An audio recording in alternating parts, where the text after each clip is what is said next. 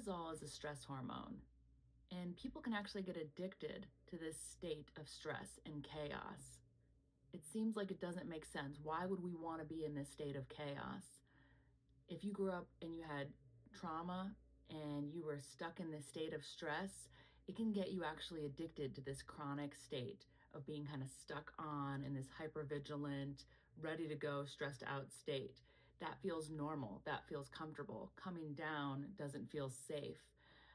Also, when this cortisol is released, it can give you some feeling of energy and increased focus and memory. It's associated with fight and flight, and people can get addicted to this state. Cortisol is actually also released early on in romantic relationships. And so, thinking about attachment, when you meet somebody and you feel this gravitational force pulling you towards them, and it feels like you're meant to be, this cortisol is released, which is stressful. It's kind of scary. I don't know. They might hurt me. At the same time as dopamine being released, which is that feel good chemical. And so your brain is basically in a state of being high or under the influence. And it is exciting, but also kind of stressful and makes you nervous. And that's that early state. So this can also lead to staying in dysfunctional relationships if you have a cortisol addiction.